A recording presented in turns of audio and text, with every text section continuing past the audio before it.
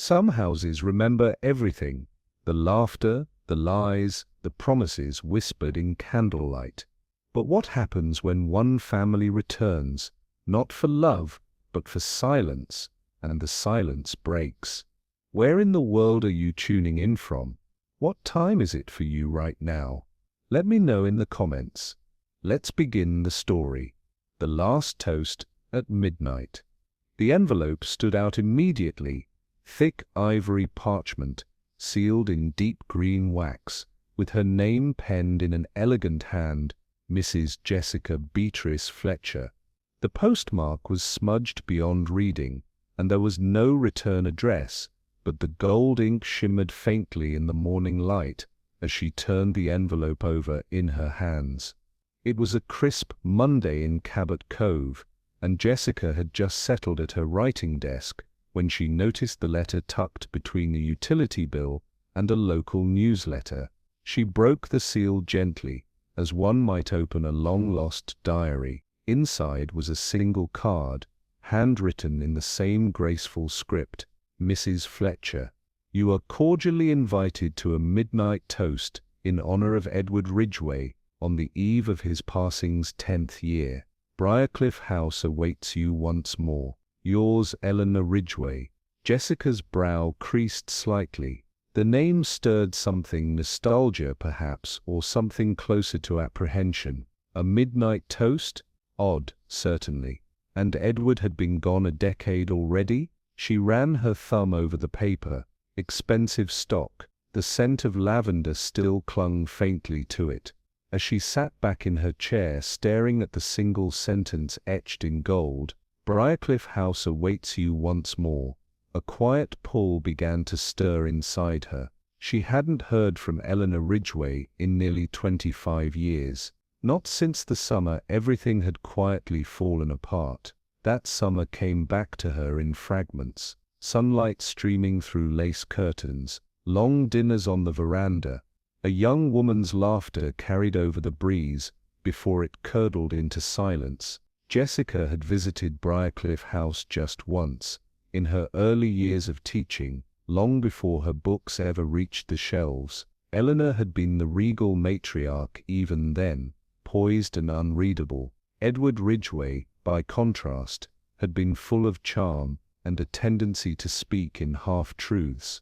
Their children had been grown, or nearly grown, caught in that uneasy stage between independence and obligation. Jessica remembered the piano in the front drawing-room, and she remembered the night she heard raised voices echoing behind closed doors. Something had shifted in the air that evening, something unseen but not unfelt. She had left earlier than planned, and never returned. Now, decades later, she found herself staring at the invitation with a mixture of curiosity and unease. Why now? Why her? And what did Eleanor Ridgway hope to resurrect at midnight? Jessica turned the envelope over once more. There was no return address, not even a town name. The handwriting was unmistakably Eleanor's: elegant, tight, slightly slanted, but the absence of any contact details struck her as peculiar. She reread the invitation, her eyes snagging on a single line: on the eve of his passing's 10th year. It was a strange way to mark time, not an anniversary, not a memorial, a toast at midnight, no less. And the phrasing "awaits you once more" felt less like a welcome than a summons. Her instincts prickled. People who had nothing to hide rarely chose midnight to gather, and those who extended heartfelt invitations usually included return addresses. She placed the card carefully beside her teacup and rose from her desk, her mind already sifting through memories and possibilities. It wasn't the mystery of the event that unsettled her, it was the tone, a thread woven through the message, almost imperceptible, but there, a thread of unfinished business. The line crackled faintly as Seth picked up. "Well now, Jess, I didn't expect to hear from you this early. You all right?" "I'm fine, Seth," Jessica said, folding her arms gently. "I just received an invitation from Eleanor Ridgway. Do you remember her?" There was a pause. Eleanor Ridgway? From Briarcliff? Well, that takes me back. Haven't heard that name in years. Jessica relayed the message, her voice steady but curious. Seth grunted thoughtfully on the other end. I remember there was talk, nothing official of course. Edward's death wasn't sudden, but some folks in Maine said the family got quieter afterward. Heard tell one of the Ridgway girls ran off, or was sent off. Jessica frowned. The invitation mentions Edward's passing, but not the others. Do you know who's still there? No idea, Seth said. But I'll tell you this. Eleanor was always the sort who liked to control a room. If she's calling people back to Briarcliff, there's a reason. I'd tread carefully. Jessica nodded, even though he couldn't see her. I intend to. 2 mornings later, Jessica boarded the early train from Portland, bound for the quiet coastal town near Briarcliff. The hum of the engine, the sway of the carriage, the murmured conversations around her, they offered a strange comfort. She'd brought a small leather notebook, though she hadn't yet opened it. Outside the window, pine forests blurred past. Autumn had begun to lay its touch on the landscape, burnished reds, golds, and rust. The trees looked like they were remembering something too. Across the aisle, a young woman folded and refolded a silk scarf with anxious fingers. Behind Jessica, a man flipped through a legal pad without reading it. Everyone, it seems, was carrying something unsaid. Jessica sipped her tea and looked down at the invitation once more. She had packed lightly. She wasn't sure why, but something told her she would not be staying long. The taxi eased to a stop at the base of a long, winding driveway. Briarcliff House stood as she remembered it, grand but weary, its pale stone facade streaked slightly with moss. The wrought iron gates were open, though the gravel path beyond them lay untouched by tire marks. Vines curled up the trellises like forgotten questions. Jessica stepped out, suitcase in hand, and paused at the gate. The breeze off the water carried a faint trace of salt and lavender, the same scent that lingered on the invitation. As she walked toward the front door, her steps soft on the gravel, she found herself listening, not for voices, but for something subtler, a feeling perhaps, an echo. The sense that something once spoken here still lingered, just out of reach. The door opened before she could knock, and there stood Eleanor Ridgway, older but unmistakable, her posture regal, her eyes shadowed by something time had not smoothed. "Jessica," she said, voice calm but strained. "You came." "I did," Jessica replied. "Thank you for the invitation." A faint smile touched Eleanor's lips. "Let's see if you still find Briarcliff quite as welcoming." The air between them shifted. The manor had opened its doors, but not its secrets. Jessica followed Eleanor across the threshold, her heels clicking softly on the stone floor beneath the vaulted entrance. The hall was wide and cool, lined with dark wood panels that gleamed faintly in the evening light. A wide staircase curled up toward the upper floor, and to the left the faint scent of old lilac drifted from behind closed doors. Eleanor walked with measured grace, but her posture seemed more practiced than natural. Her hands, folded lightly in front of her, trembled just enough to catch Jessica's attention. "You haven't changed," Eleanor said, offering a faint smile as they paused near the grand hearth. "Still that sharp light in your eyes." "And you," Jessica replied gently, "still have the gift of elegant understatement." Eleanor chuckled, though the sound didn't linger. "I'm afraid this house has changed more than either of us. It's full again, for now." There was something brittle beneath her tone, a quiet exhaustion Jessica didn't remember from years past. Eleanor turned toward a corridor lined with portraits. "Come, I'll introduce you. They're all waiting." The walls seemed to close in as they walked, each step deeper into memory, into silence half buried. The drawing room was large but dim, As if the daylight had chosen not to linger past the heavy velvet curtains, the fire in the hearth flickered low, more for form than warmth. Around the room, chairs and settees had been arranged with deliberate symmetry, but the atmosphere was far from relaxed. Jessica entered just behind Eleanor and was met with a chorus of polite greetings. Charles Ridgway, Eleanor's eldest, stood near the fireplace, a crystal tumbler in hand. He was a tall man with a face that had aged into lines of expectation and disappointment. His gaze met Jessica's with a brief flicker of something unreadable. "Mrs. Fletcher," he said, extending a hand. "You've come a long way." Jessica shook it. "I couldn't quite resist the invitation." To his right stood Lydia, Charles's wife, serene and silent, like a figure sculpted from porcelain. Julian, their son, hovered near a sideboard, his fingers trailing idly over a forgotten stack of sheet music. Marla, the housekeeper, entered quietly from behind, nodding at Jessica with a familiarity that hinted at shared memories. Jessica offered a warm smile to each, but her mind catalogued the glances exchanged between them, curt, cautious and heavy, with what went unspoken. The family was present, yes, but the unity in their presence was practiced, not felt.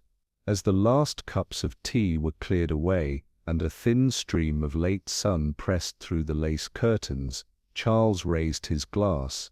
"A toast," he said, voice clipped, "to the memory of my father, Edward Ridgway. 10 years have passed, and yet some names, some legacies remain." The pause after the word "remain" was brief, but pointed. His gaze slid to Eleanor, who did not flinch. "To the house that holds us, and the names we carry," he added, before sipping.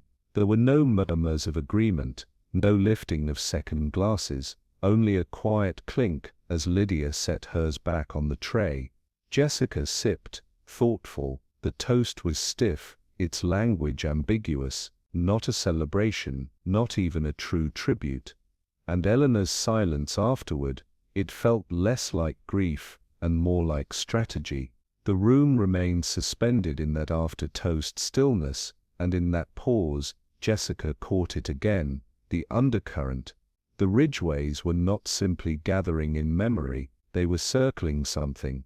Perhaps a name, perhaps a truth, but certainly not affection. Later that afternoon, as Jessica wandered the hall in search of her room, she slowed near the linen alcove. 2 voices murmured nearby, one sharp with youth, the other low and steady. "I told you not to bring it up here," Julian hissed. "And I told you it had to be done," Marla replied. Her voice clipped, steady. Jessica paused, her footsteps silent on the thick carpet. She could hear the rustle of paper, perhaps a letter, perhaps more. Julian's voice dropped. "She won't forgive you, you know that." "She doesn't have to," Marla said simply. "But this house can't keep secrets forever." A drawer slid shut. Footsteps shuffled. Jessica backed quietly, rounding the corner just as Julian stepped out, his expression unreadable. He offered her a fleeting nod, then passed without comment. Marla emerged seconds later, smoothing her apron. "Miss Fletcher," she said, as if surprised. "Are you finding everything you need?" Jessica smiled softly. "Yes, thank you. Just reacquainting myself with the layout." Marla nodded and disappeared down the corridor. Jessica lingered, her thoughts quietly stirring. She had come expecting a memory. What she'd found, it seemed, was a wound still open. The portrait dominated the west hallway, an oil painting, tall and formal, of Edward Ridgway seated beneath an arched window. His expression was stern, almost regal, as if he were still presiding over family affairs from beyond the canvas. Jessica stood before it, noting the brushwork. It was a recent restoration, the varnish too fresh, the frame newly polished, and yet something felt incomplete. "There used to be another," came Eleanor's voice behind her. A companion portrait of all of us. The children, Edward, myself. It was taken down after things changed. Jessica turned, changed. Eleanor smiled faintly. Time is a tide, Jessica. Some images can't hold against it. Her tone was even, but her eyes wandered to the wall just opposite, now bare. The children were never comfortable with that painting, she added. Said it felt like being watched by ghosts. Jessica's gaze returned to the portrait. In the background, through the painted window, there was the faint suggestion of the sea, but one detail caught her eye. The outline of a woman in the far left corner, barely visible beneath shadow. She made a quiet note of it. Sometimes what a painting hides is not in the brushstroke, but in what it no longer shows. Dinner was served in the formal dining room, beneath a crystal chandelier whose light fractured across polished silverware and wine glasses. Jessica took her seat beside Julian, who offered a subdued "good evening," then returned to folding and unfolding his napkin. The chairs around the table filled one by one, Eleanor at the head, Charles opposite her, Lydia between them, and Marla serving from a discreet distance. Yet one seat directly across from Jessica remained conspicuously vacant. No explanation was offered, no plate was placed. The chair sat perfectly arranged, untouched, as though awaiting a ghost. Conversation meandered between banalities. The weather, the roses in the southern garden, the state of the roads. But every so often, Jessica noticed glances toward that empty chair, some brief, others lingering. When dessert was served, Julian dropped his spoon with a loud clatter. The sound startled no one but himself. "Apologies," he murmured. Eleanor gave him a quick glance, then shifted her attention to Lydia, who hadn't spoken in 20 minutes. Jessica sipped her wine slowly. The empty chair might have been nothing, an oversight, a servant's error, but in a house where every setting had been arranged with precision, Jessica doubted any placement was accidental, and in that silence, one place too still, one name too unspoken, she felt the mystery thicken. Something, or someone, was missing, and everyone at the table knew exactly who. The fire in the hearth crackled quietly, casting shifting patterns across the polished floor and heavy tapestries. Jessica stood near the window, watching as the family drifted into the drawing room, with the hesitant grace of people summoned, not by desire, but by obligation. The air carried the subtle weight of old perfume, mahogany, and something more elusive, anticipation perhaps, or discomfort, dressed as civility. Eleanor took her place at the mantel with quiet authority, her hand resting on the marble ledge. Julian lingered by the pianoforte, his fingers grazing the keys but not pressing them. Lydia sat primly on the settee, her posture impeccable, her eyes distant. Marla moved discreetly in and out, placing glasses on silver trays with mechanical precision. Charles entered last, his expression unreadable, a tumbler of amber liquid already in hand. His voice broke the hush. "Midnight approaches," he said. "It seems we're all here." Jessica turned toward him, noting the deliberate coolness in his tone, neither warm nor cruel but hollow. No one responded. The fire gave a soft pop as if it too was withholding something. This was not a reunion, it was a reckoning draped in formality, and something about it chilled Jessica more than the October wind outside ever could. Eleanor reached for the crystal flute, handed to her by Marla, her fingers steady, despite the tremor in her voice. "To Edward," she said softly, looking not at the portrait above the mantel, but at the fire. 10 years may seem a long time, but for some of us, memory walks with us daily. She paused as though searching for a path through her own words. "To the choices he made," she continued, "and those we must now live with." Her glass lifted, and the others followed, some with hesitation. Jessica noticed Julian glance briefly toward the window. Lydia raised her glass a beat too late. Charles stepped forward, clearing his throat. "To our father," he said, more stiffly. "Whatever he was, he made us what we are." Jessica watched him closely. His jaw tightened after the last word, and though his expression was composed, his grip on the glass betrayed tension. He drained it in one swallow. Silence followed. No one toasted back. Eleanor set her glass down gently. The firelight flickered in the crystal, refracting something delicate and fractured. Jessica's gaze drifted to the glasses, so similar, yet in this house, even a shared toast could carry something divisive. The silence after the toast stretched too long. Charles shifted, as if about to speak again, but instead he drew a sharp breath, blinked rapidly, and brought a hand to his chest. "Charles," Lydia's voice was soft but alarmed. He opened his mouth, but no words came. His fingers tightened around the empty glass before it fell, shattering against the edge of the fireplace. Jessica moved instinctively toward him, but he was already stumbling. Julian stepped back as his father's knees gave way, and Charles collapsed onto the rug, his body curling slightly inward like a paper burning at one edge. "Call someone," Lydia cried, rushing forward. Jessica knelt beside Charles, checking for breath, pulse, anything, but the stillness in his face was already too complete. No dramatic flailing, no final gasp, just an eerie, sudden absence. Eleanor remained standing, eyes fixed on her son, expression unreadable. Jessica looked up slowly, her thoughts moving far faster than her hands. The moment had changed. The room had changed. Not a faint, not illness, a death, sudden and deliberate. And the toast, Jessica thought grimly, had been more than ceremonial. The room erupted, not with screams, but with confusion. Marla rushed in, her hand flying to her mouth. Julian stood frozen, white as the ash spilling from the hearth.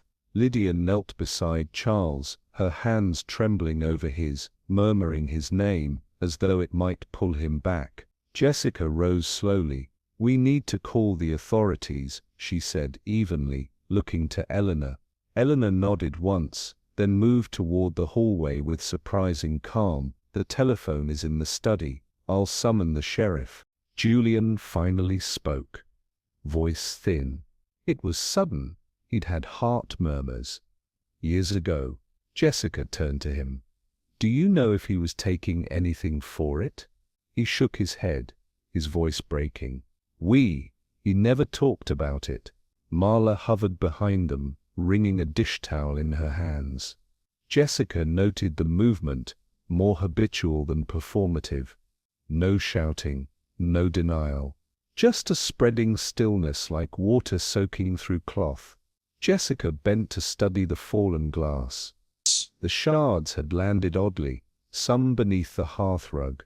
She looked up. Who had filled the glasses? Who had handed them out? Not questions to ask aloud, not yet. But already the details were beginning to form a picture, and it was far from accidental. Sheriff Don Brackett arrived within the hour, his arrival subdued but firm. He moved with the quiet efficiency of someone who had seen too many homes broken by what could not be undone. After a brief examination by the coroner's assistant, he stepped aside with Jessica in the corridor outside the drawing room. "There was something in the wine," he said softly. "Preliminary tests suggest cyanide. We'll know more tomorrow." Jessica's breath caught, not in surprise, but in confirmation. "He took the first glass," she said. Eleanor offered the toast, but Charles drank first. Brackett nodded. "Everyone's staying in the house tonight. No one leaves until we sort through this." He handed her a copy of the guest list. "Tell me if anyone feels out of place." Jessica scanned it quickly. The names were expected: family, a few old friends, herself. But it wasn't about who had been invited. It was about who had been served. She turned the list over in her hand and thought again of the glasses. Identical, yes, but not interchangeable. The poison had been directed, and in this house with its well-kept rituals and careful silences, direction was never without purpose. Back in the drawing room, the fire had burned lower, casting longer shadows. Jessica stood quietly near the mantel, watching as the family gathered again in stunned silence. Marla avoided Julian's gaze. Lydia sat rigid, her eyes fixed on the empty glass still resting on the tray. Eleanor alone looked directly at Jessica, her expression calm, but too calm. In every silence, Jessica heard something: hesitation, calculation, grief too rehearsed. The room was holding its breath. Jessica narrowed her eyes slightly. Someone in this room knew what had been in that glass. And someone else knew who had placed it there. Sheriff Don Brackett stood before the assembled guests with a kind of patient gravity that made him seem less like a lawman and more like a schoolteacher, inviting reluctant pupils to speak. He wore a worn brown jacket and held a small notepad, though he barely glanced at it as he addressed the room. "I know this is difficult," he said, "but someone in this house served Charles Ridgway a poisoned glass of wine last night. I'm going to need to speak with each of you, one at a time. Not to point fingers, just to understand what happened." Eleanor nodded solemnly from her place near the hearth. Lydia kept her eyes lowered. Julian exhaled, arms crossed, jaw tight. One by one the guests were ushered into the small study off the drawing room. Jessica remained behind, watching, listening, as the quiet murmur of voices passed through the walls like heat through old plaster. The questions were routine at first. Where had they stood? What had they seen? Who had poured which glass? But as the interviews progressed, Jessica noticed a shift in tone. Words repeated with small variations, a few details omitted, then awkwardly supplied. Sheriff Brackett re-emerged after each conversation with the same quiet nod, but Jessica could see it in his eyes. The inconsistencies were piling up. Someone was trying too hard to sound innocent, and someone else was not trying at all. As the last of the interviews concluded, the guests returned to the drawing room, each subtly changed. Lydia's hands were clasped more tightly than before. Marla moved with sharp, purposeful steps that belied her calm face. Julian hovered near the window, eyes fixed on the distant sea. Jessica remained seated, her notebook unopened in her lap. She had not needed to write anything down. It was in the details, how Julian's gaze faltered when Eleanor was mentioned, how Marla's voice caught briefly when she was asked about the wine service. And Eleanor herself had answered the sheriff's questions with perfect clarity, yet her expression carried an almost regal distance, as if she were enduring something more personal than tragic. Jessica noted it all, the overly precise recollections, the politely polished lies, the silences too long to be merely thoughtful. And when Lydia excused herself to the hallway, Jessica observed the look that passed between her and Eleanor, not hostile, but brittle, like something long cracked, but still holding. Whatever had happened at that midnight toast, it was not a simple matter of a glass poured in error. It was something shaped long before the wine had touched anyone's lips. After the room had quieted, and the guests dispersed for a late breakfast, Jessica wandered to the sideboard, where the tray of wine glasses still stood from the night before. They had been cleared from the drawing room, but not yet washed. Sheriff Brackett had insisted they be left untouched. There were 6 glasses in total, arranged haphazardly. 5 of them were identical, slim-stemmed, crystal-cut with a scalloped rim. But the 6th, resting just slightly apart, was subtly different. A shade heavier in the hand, its base flatter, its bowl more rounded. Jessica lifted it delicately, turning it toward the morning light. No maker's mark. A faint film clung to the rim, not lipstick, but perhaps residue from hurried polishing. She recalled Charles's toast. He had reached for the tray himself, but had someone guided his hand? Marla had poured the wine, she remembered that clearly, but had she arranged the glasses? Or had someone else, someone with reason to know which one was different? She set the odd glass back on the tray, careful not to disturb its placement. A poisoned glass, singular in design, placed among its kin like a wolf in borrowed wool. Someone had chosen it deliberately. Jessica sat alone in the drawing room, later that afternoon, the fire now cold in the hearth, the room scented faintly of lemon polish and dying roses. She closed her eyes for a moment, recalling the toast, every syllable, every silence.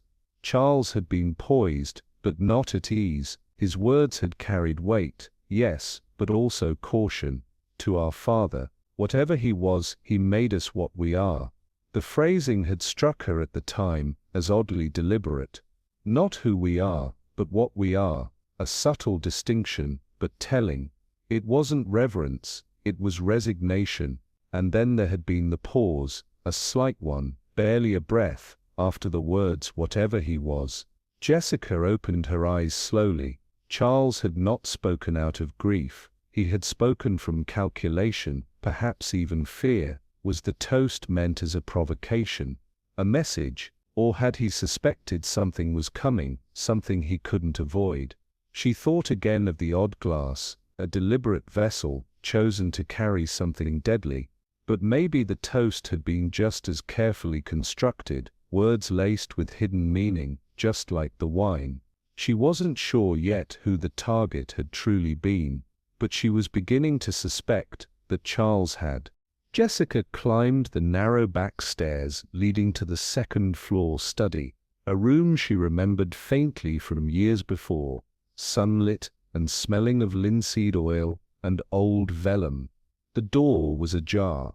Inside, the light was softer now, diffused through aging curtains. On the far wall hung an unfinished portrait, clearly recent, though it mimicked the style of an earlier age. A family group, Eleanor at the center, Charles and Lydia to one side, Julian standing a step apart. But there was something strange about the composition. A space, subtly rendered but empty to the far left, meant for someone no longer welcome, or never present at all. Jessica stepped closer.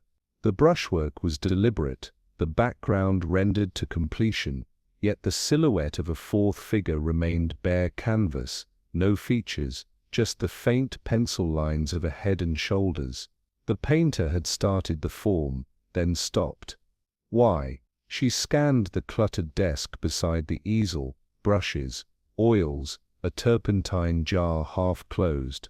A small wooden frame lay face down, as if forgotten. She didn't touch it. Not yet. Instead, she stood in the quiet of the room, letting the unfinished face linger. Sometimes, absence is more revealing than presence, and this one stared at her through blank canvas. Later that evening, while the others retreated to their rooms or disappeared into quiet corners of the house, Jessica returned to the drawing room once more. The fire had been lit again, but low and watchful. She knelt by the edge of the rug, the one where Charles had fallen, and gently lifted a fold of its corner. Beneath it, near the stone hearth, something glinted, a sliver of glass, thin, curved, unmistakably stemware. Carefully, she retrieved it.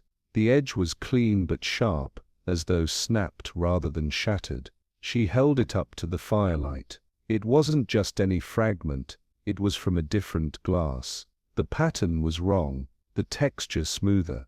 So why had no one mentioned a broken glass? Jessica glanced toward the tray on the sideboard. The odd glass she had studied earlier was still there, undisturbed, as if forgotten. But now she wasn't certain. Had someone replaced the poisoned glass after Charles collapsed, swapped it in the confusion, while all eyes were on the body? She looked at the shard again. There was no trace of wine, but a faint reddish smear near the base caught her attention. Lipstick? She slipped the shard into a tissue, her thoughts quietly spinning. Someone had hidden this, but not well enough, and Jessica Fletcher was learning that in this house, truth was as fragile and as dangerous as the glass it once rested in. The hour before dawn held a kind of breathless quiet, as though the house itself were pausing between memories. Jessica rose early, unable to settle. The events of the night before had left her mind restless, sifting details in the silence. She wrapped a shawl around her shoulders and stepped barefoot into the hallway. The corridor outside her room was dim, the antique sconces unlit, but the faint grey of morning seeped through the windows like a cautious visitor. The carpets, though thick, bore the wear of years, the threads in the center faded by time and footfall. Portraits lined the walls, their eyes catching what little light there was. The scent of old varnish and lavender oil lingered faintly in the air. As she moved quietly past the landing, she paused at a small writing table, once a place for telegrams and calling cards, now covered with unopened mail and a dust-dulled photograph of Edward Ridgway. Jessica's steps drew her toward the second floor. Something in her, a writer's instinct perhaps, urged her to walk not away from the stillness but into it. In Briarcliff, it seemed, the truth did not knock loudly. It whispered through the wallpaper, waiting to be heard. The study door yielded without a sound. Jessica stepped in and allowed her eyes to adjust to the gloom. Here the air smelled different: oil paint, dry paper, and the stale remnants of forgotten ambition. Books crowded the shelves, and sketches littered the wide desk beneath the window. But it was the far wall that caught her attention. A large portrait, rectangular and severe, hung alone above the mantelpiece. Jessica had passed this room on her arrival, but now in the hush of morning, something about the painting tugged at her attention. It was just slightly off-kilter, not enough to catch a casual glance, but enough to disturb a room so otherwise meticulous. She stepped closer. The painting was of Eleanor and Edward, seated side by side, younger by decades. Edward's posture was stiff with formality. Eleanor's gaze, even in oil, held something guarded. Jessica tilted her head. One corner of the frame rested unevenly on its hook. She reached out, gently lifting the frame to inspect the back. A shift in the air as the portrait tipped revealed something else, something not quite flush with the wall behind it. A whisper of paper, perhaps, or a memory waiting to be uncovered.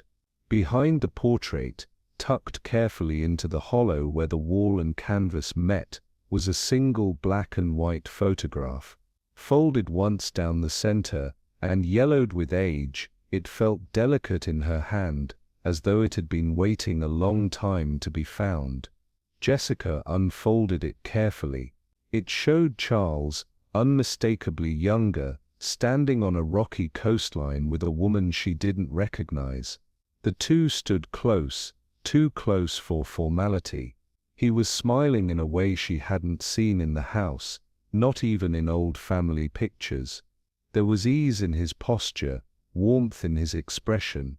The woman beside him wore a scarf tied at her neck and a wind-tousled coat. Her hair was dark, her features strong, and her hand rested lightly on his forearm. Jessica studied their positioning. This wasn't a snapshot from a party or a business outing. It was intimate, unguarded. A photograph kept not for vanity, but for sentiment. She turned it over. No writing, no name, just the faintest imprint of pencil along the margin. It had been erased, she realized, but not thoroughly. Someone had tried to forget this image, and yet it had been hidden, not destroyed. There was still a story in it. Jessica moved to the desk and sat down, placing the photo under the edge of the desk lamp. She turned the shade to catch the morning light as it filtered through the curtain. The coastline behind Charles and the woman was familiar, sharp cliffs and rolling surf, a particular bend in the rocks that stirred a memory. Somewhere along the northern Maine shore, perhaps, a place where the Ridgways had once owned a summer property. She squinted at the corner of the photo. There, faint but still visible, was a date, August 1978, scrawled in pencil and partially rubbed away, and beside Charles and the mystery woman, there had once been a third figure, now carefully cut from the photograph. Not torn, not jagged, cut with a blade, perhaps a letter opener or sewing scissors. The separation was intentional. Who had been removed, and why? Jessica turned the photo over again and again. The reverse bore a faint embossed stamp from a local photo studio, still legible beneath the years. Chambers and Wells, Eastport, Maine. The studio might still exist, or its records might. But the more pressing question wasn't how the photo had been taken, it was why someone had gone to such lengths to hide it. Jessica found Eleanor in the sunroom, her hands curled around a teacup, though the tea had long since gone cold. The morning light framed her in soft gold, but her expression was hard to read, neither welcoming nor closed, but somewhere in between. Jessica approached gently, the photograph folded discreetly in her palm. "I was in the study earlier," she said, sitting beside her. "I noticed one of the portraits had shifted." Eleanor didn't look at her. "The house settles in the winter," she said. "Things shift all the time." Jessica held the silence for a moment. Then, without flourish, she unfolded the photo and laid it on the table between them. Eleanor's eyes moved to it, but her body did not. Her fingers, resting lightly on the china, tightened slightly. "Where did you find that?" she asked, her voice flat. "Behind the painting." A beat passed, then Eleanor exhaled softly. "It was a long time ago. Who is she?" Eleanor's gaze lingered on the photo, but her mouth stayed closed. After a moment she stood, moving to the window. "She doesn't matter now," but Jessica knew better. Sometimes silence was an answer, and sometimes it was a door slamming shut. Back in her room, Jessica laid the photograph on the writing desk and stared at it with a fresh sense of weight. Eleanor's refusal to name the woman had said more than any confession might have. Whoever she was, she mattered. Not just to Charles, but to this house, to the web of tensions that had wrapped around the Ridgway family like ivy on old stone. Jessica opened her notebook and began jotting notes, what she knew, what she suspected. The date, the location, the absence of Sylvia Ridgway from both family portraits and dinner, the empty seat. The deliberately altered photo, a name hovered in her mind, not yet formed, but drawing closer. She tapped the pencil against her lip, thinking, could this woman, unknown, unlabeled, have resurfaced somehow? Could her presence, or her memory, have threatened someone enough to kill?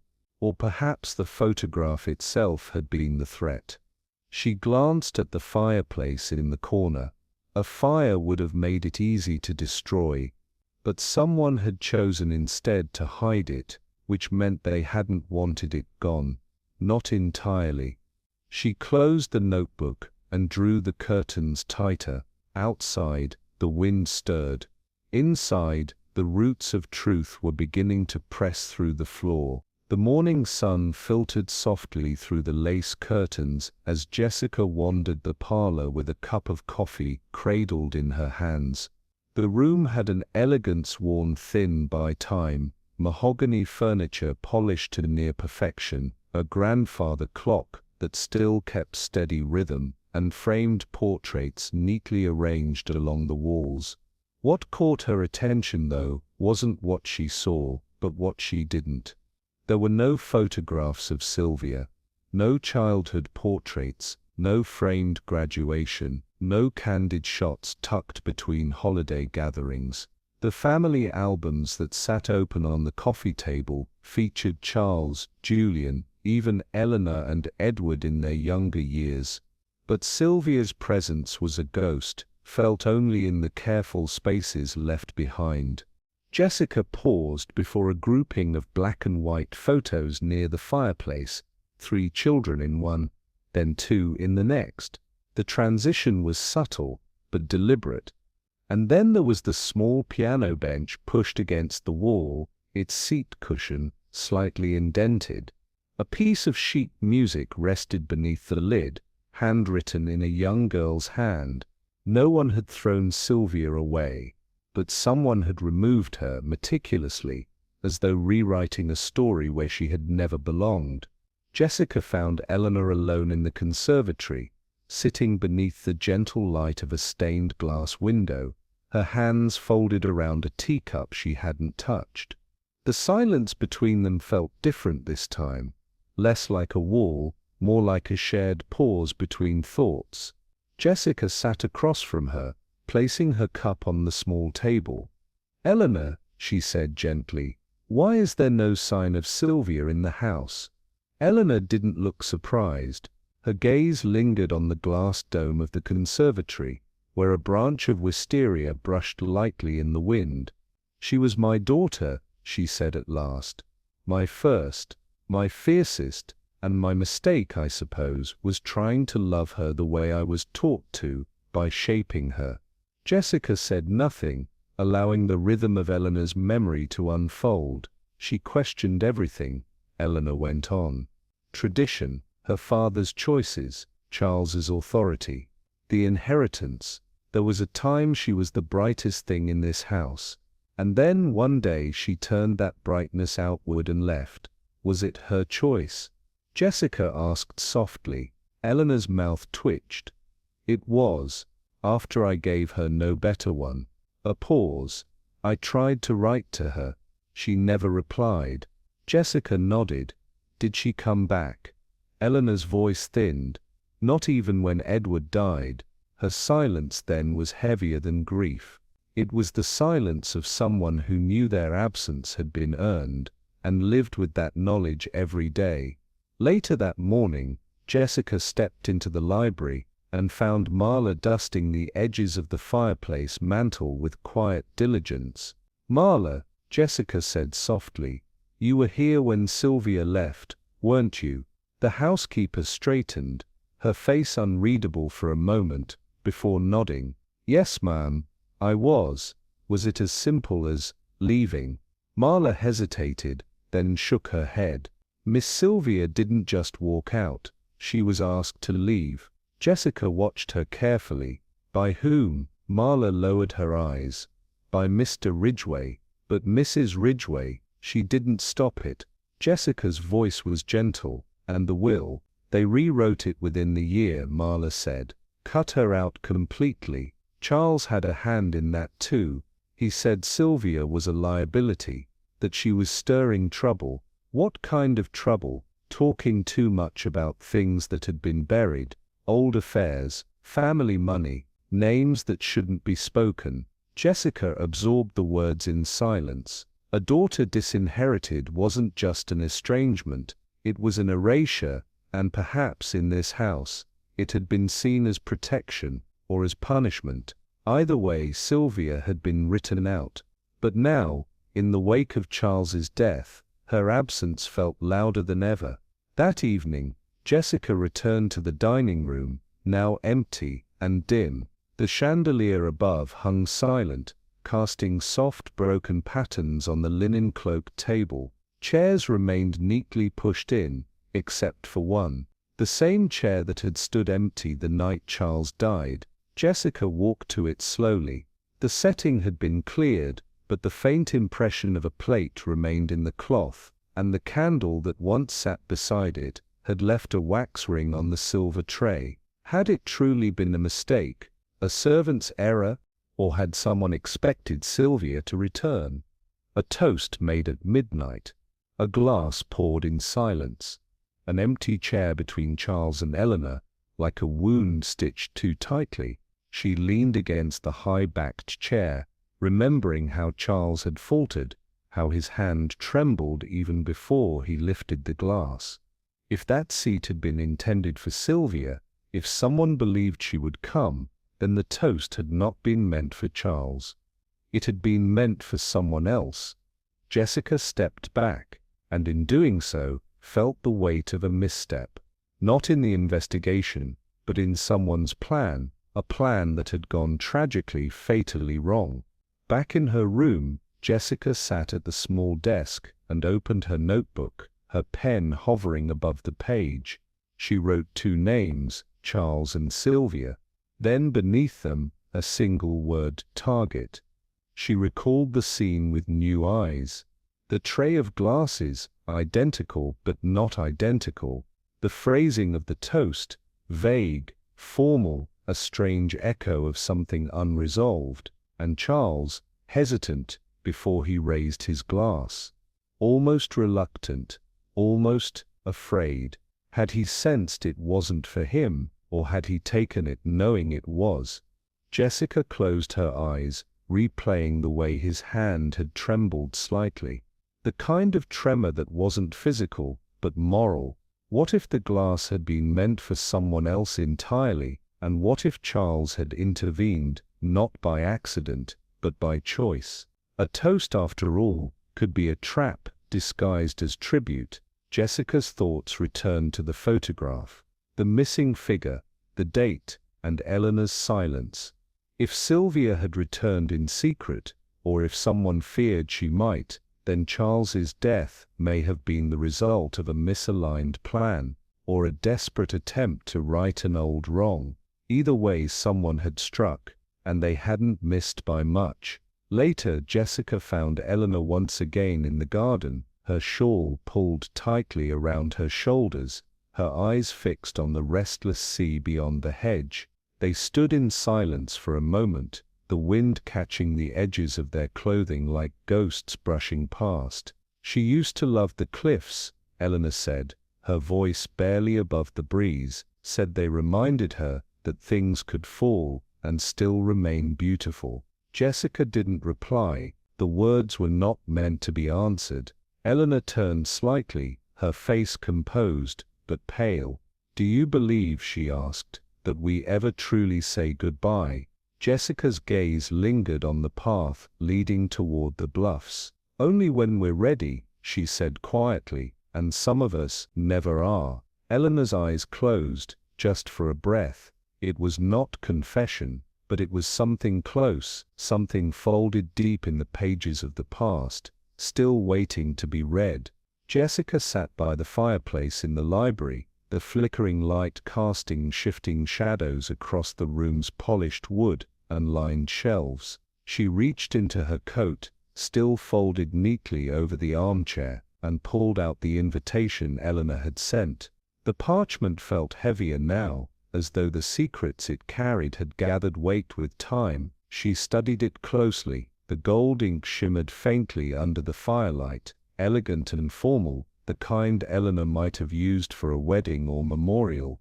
The wording was still peculiar, but something else drew her attention this time, a small dark smudge just beneath the signature. Jessica held the paper closer. It wasn't ink, it was more irregular, like a faint thumbprint dragged across the surface. Her eyes narrowed.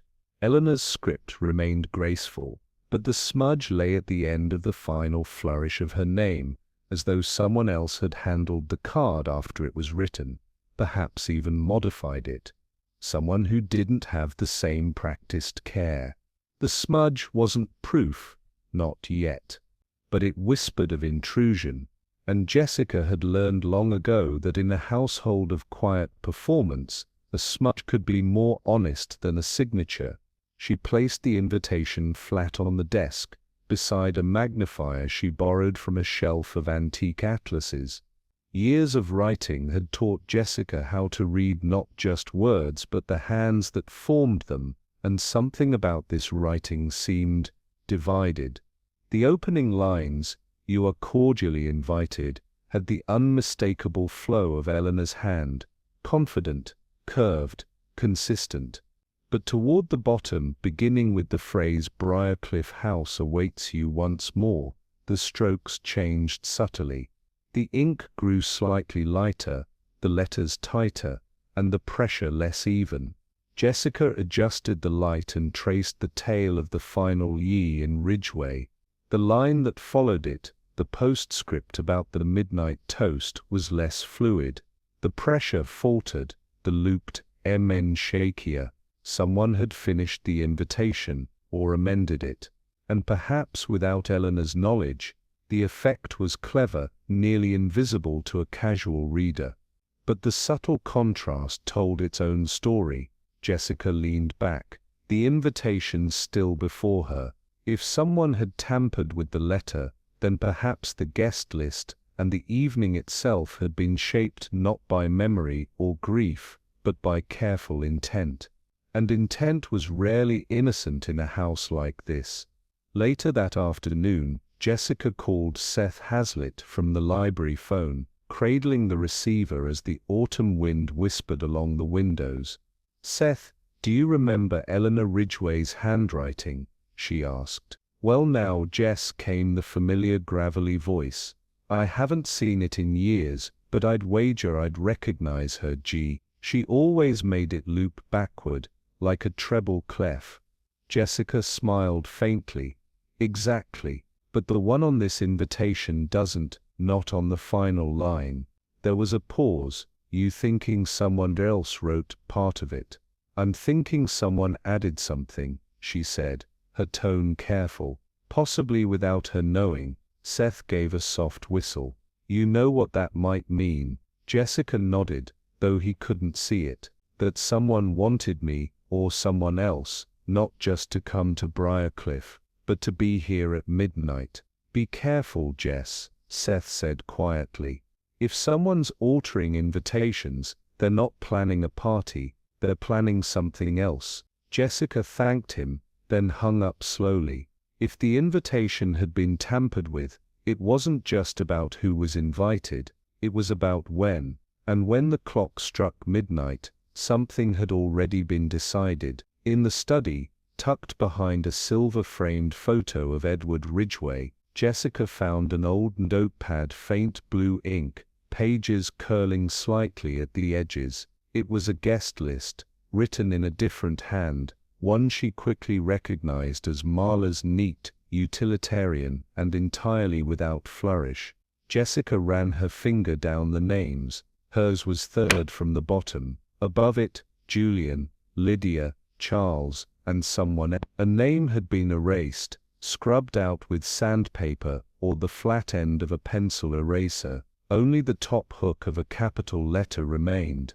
She tilted the page under the light. The pressure beneath the paper revealed faint traces, an S perhaps followed by a short name. Sylvia. Her heart beat a little faster, not with fear, but with clarity. Had Sylvia been on the original list? Had she been expected? Had someone made sure she was not? She flipped through the rest of the pad. Newer lists were cleaner, updated, final. Jessica stared at the erased name, still imprinted beneath the surface. It wasn't just a name removed, it was an intention rewritten. And that intention had consequences, deadly ones. Jessica returned to the library, the invitation in one hand, and the guest list in the other, her mind fitting the edges of the puzzle together. If Sylvia had been invited, and then removed, who had replaced her? She thought again of Marla, faithful, watchful, and of the moment in the hallway, when Julian had whispered urgently at her side. Who had prepared the cards? Who had posted them? She traced the path backward. Eleanor may have signed the invitations, but it was Marla who organized them, delivered them to the village post. And it was Charles who, according to Marla, had reviewed the final list. What if Charles had altered it, or Julian, or even Lydia? Jessica's gaze fell on the ink smudge again. The thumbprint, the added line. It was possible the whole evening had been reconstructed to manipulate presence, not just attendance, but placement. If someone had removed Sylvia and substituted another, it had not been done randomly.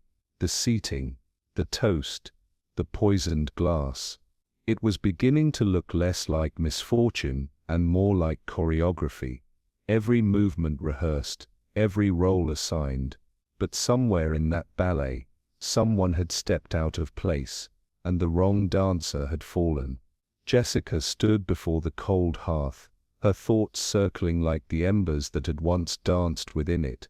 The glass, the one that had shattered, the one that differed subtly from the others, had not simply been chosen by chance. It had been prepared, planted, and presented, and whoever drank from it was never meant to walk away. But if the guest list had been altered, and Sylvia had once been on it, then the question was no longer who had killed Charles, but whether he had been the true target at all. The trap, she realized, had been designed around a single moment, the midnight toast. A moment of unity, of exposure, glasses raised, identities fixed, a perfect convergence of suspicion and visibility. But Charles had taken the first sip. Had he seen something? A gesture? A glance? Had he known? Jessica remembered the strange rigidity in his final words, the subtle emphasis. To the choices he made, it had sounded like a reckoning. Perhaps Charles had recognized the trap, not too late, but just in time to step into it himself. A silent exchange. A final decision. Jessica's hands trembled slightly. This wasn't murder by impulse. It was sacrifice. That night, Jessica sat at her desk, the invitation beside her, its gold ink dulled in the lamplight. She had pieced together the trail, altered names, replaced hands, misplaced guilt. But there was still one thing missing. The why. She stared at the untouched page in her notebook, and let the silence of the house settle around her like a blanket too heavy to ignore.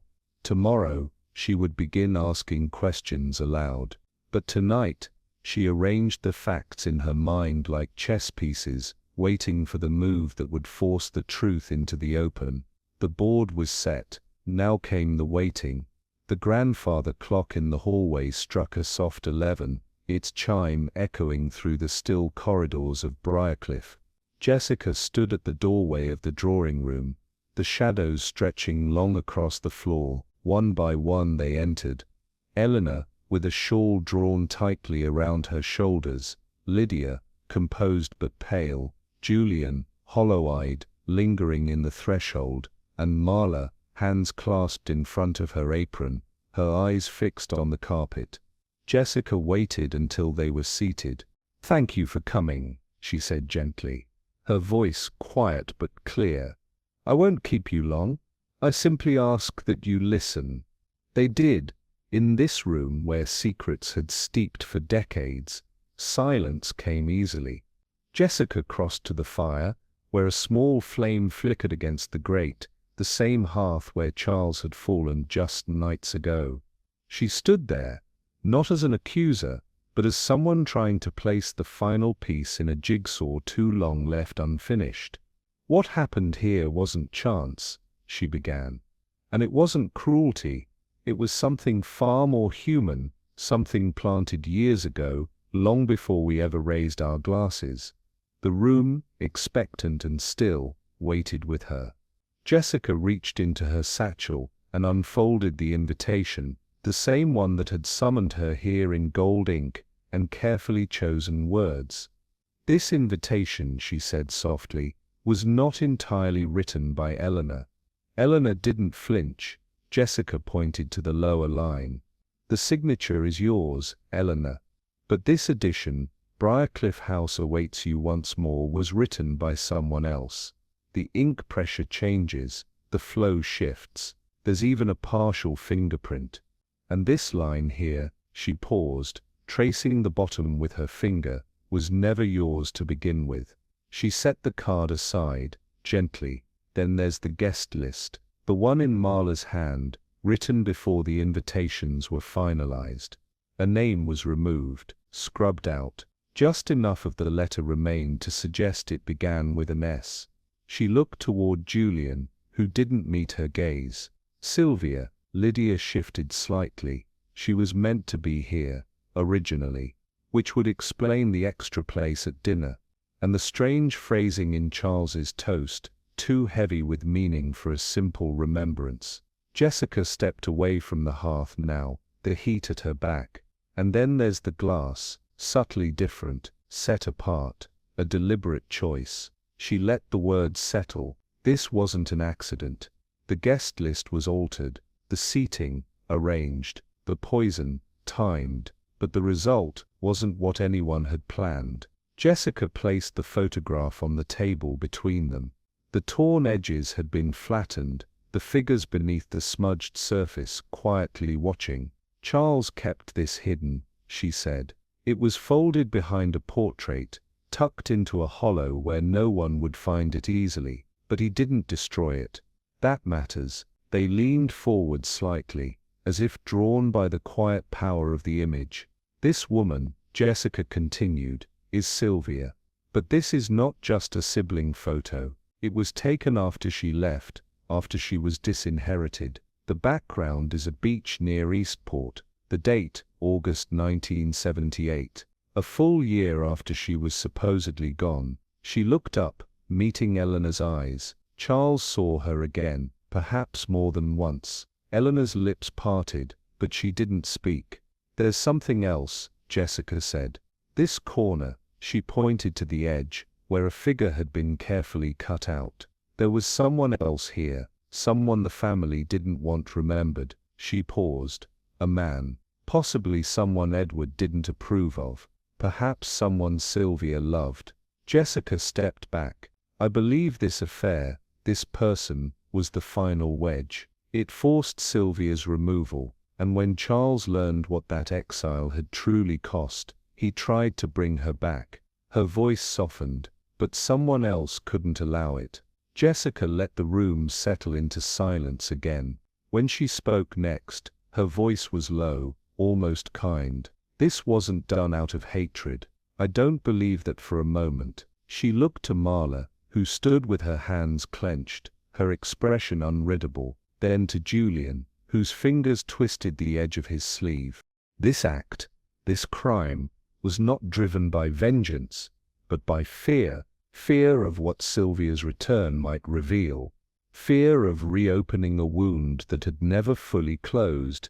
She stepped toward the table, her gaze steady. I believe the person who placed the poison didn't intend to kill Charles. They intended to stop something from happening, perhaps to protect someone they loved, perhaps even to protect the family from a scandal long buried. She let the weight of her words rest gently in the air, but the trap misfired. A long pause, and when Charles lifted the glass, they didn't stop him. Not because they wanted him dead, but because they thought it was the only way to keep something else from unraveling. In Jessica's experience, the most tragic motives were the ones wrapped in love. And this, she suspected, was one of them. It was Julian who moved first. He stood slowly, his hand trembling as it brushed against the mantel. For a long moment he said nothing, and then, in a voice frayed by sleep and guilt, he spoke. It wasn't supposed to happen like that. No one interrupted. I thought when I saw the invitation that she might actually come. Sylvia, I thought Charles was going to bring her back. Jessica remained still, listening. He had been talking to her. I found the letters. I read them. He was going to make it right. He said the will could be changed again, that she deserved her place. Julian's voice cracked, but I knew what it would do to Mother, to this house, to everything. He sat slowly, as though the air had grown too heavy to bear. I switched the names. I gave the tray to Marla, and told her which glass to hand to Sylvia if she came. It was already prepared. I told myself, she'd never show. His eyes were distant now, looking into something none of them could see. And then Charles took it. Lydia covered her mouth, eyes glistening. Eleanor said nothing. I didn't mean to kill him, Julian whispered. But I didn't stop it either. Jessica exhaled quietly. It was not malice, it was protection, taken too far.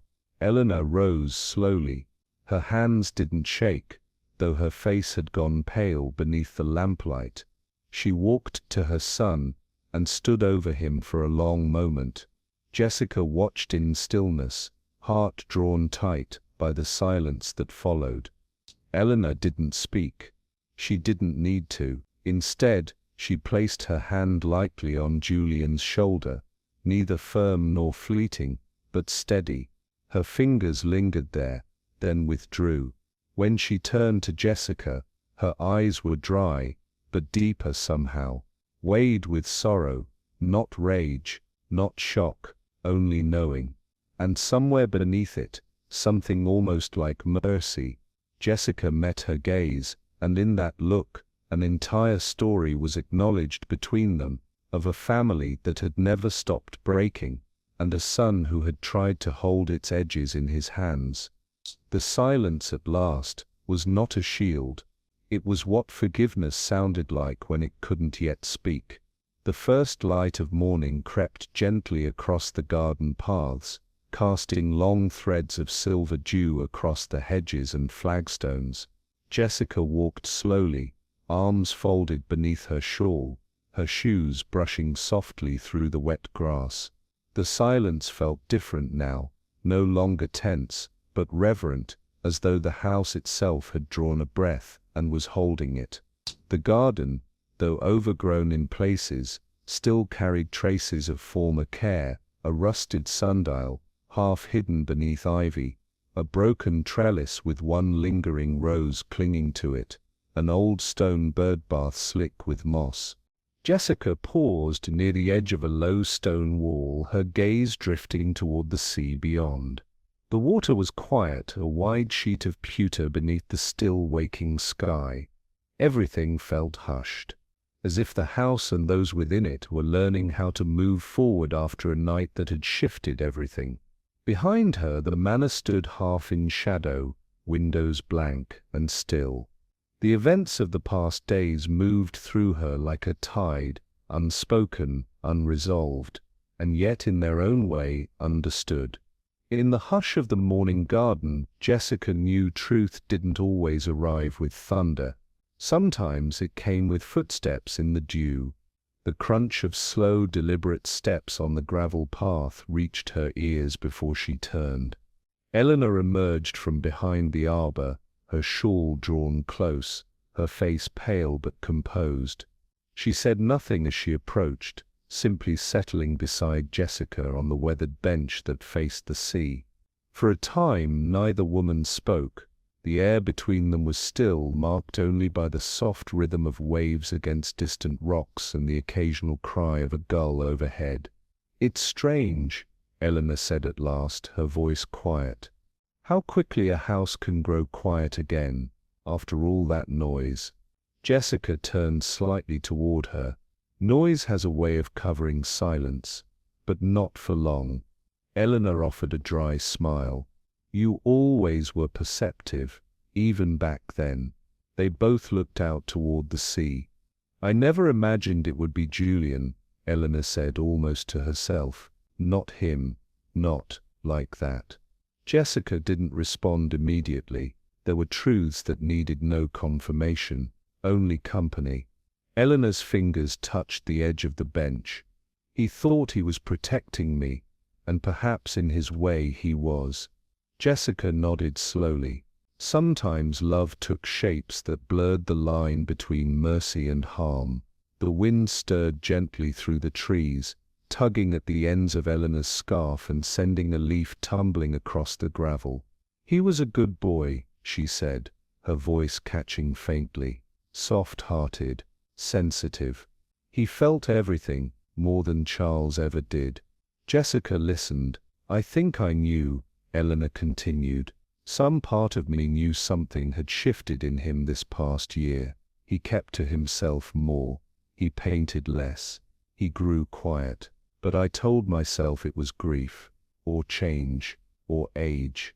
Jessica studied her face, not searching for guilt, but the heaviness that grief left behind when it took root in silence. We don't always see what's right in front of us, she said gently, especially when we've grown used to hiding from it. Eleanor smiled bitterly, the Ridgway legacy.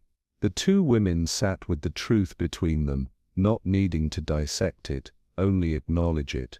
A daughter lost, a son broken by the weight of loyalty, a death that was meant to prevent a fracture, but caused one instead. Jessica exhaled slowly. Not every puzzle required solving. Some were meant to be carried, one shard at a time. As the sun crept higher, the colors of the sea began to brighten, muted grays lifting into soft hues of slate and pearl. Jessica rose, brushing a damp leaf from her skirt, and Eleanor followed, both moving without the need for farewell. They walked the gravel path together in silence, passing the same hedges, the same forgotten garden ornaments, yet each step now carrying a different weight. Jessica's mind moved quietly through all that had come to light: Sylvia's erased place in the family, Julian's quiet desperation, Charles's final deliberate choice. So much had been revealed, but not all. There were things she would not write. Not in her notes. Not in her books.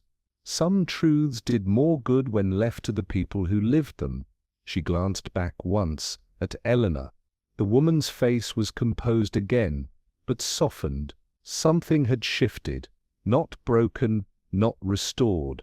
Just moved. Jessica knew that justice, in this case, would not come through arrest or trial, but through understanding, through the quiet mercy of leaving some wounds unpicked and letting time do what it could. Not all stories needed an ending. Some simply needed a place to rest. Jessica stood beneath the stone arch of the front gate, her suitcase resting by her feet, as the car pulled slowly up the drive. The house loomed behind her, timeless, still beautiful in its way, though the paint had faded and the shutters no longer closed quite square. She looked up at the second-floor window, the one that faced east. Light spilled through the curtain, warm and golden. Perhaps Julian was there, perhaps not, but something about that window, still open to the morning, felt like a small silent promise that something had shifted. She let her eyes drift across the facade. The door that once stood firm with pride now stood open, ever so slightly. It no longer felt like a fortress, more like a threshold. She turned, lifting her case with quiet grace, and stepped toward the waiting car. But just before the door opened, she glanced back once more. The house no longer asked to be read like a mystery. It asked only to be remembered, and Jessica, as ever, would remember everything. The train rolled southward through pine forests and rocky coastline, its rhythm steady, almost soothing. Jessica sat beside the window with a steaming cup of tea, her notebook closed, untouched on her lap. She didn't write, not yet. Some stories took time to settle into words. Outside, the landscape passed by in muted colors, soft greens, weathered grays, the glint of light on water. It reminded her of Eleanor's face that morning, layered, weathered, enduring. Jessica's thoughts drifted back to Julian's confession, not the words themselves, but the way they trembled from him, more ache than admission, and Eleanor's silence, which had said more than anything spoken ever could. This wasn't a case she would send to the authorities, nor one she would document in full, not because it lacked truth, but because the truth, in this instance, had already done its work. Justice had taken the shape of understanding, and Jessica knew that was enough. She sipped her tea, closed her eyes for a moment, and let the rhythm of the train carry her back to Cabot Cove, back to her garden, her desk, her quiet life, but not unchanged. Some mysteries don't end, they simply let go. Some truths once spoken aloud do not echo, they simply settle, like dusk over an old house, quiet and permanent. But I wonder, was justice truly done, or was it merely the most bearable version of the truth we could all live with? What do you think? Share your thoughts or theory in the comments. I'd love to know how you saw it. And if stories like this stir something in you, don't forget to like the video, share it with someone who enjoys a good mystery, and subscribe for more quiet puzzles in quiet towns.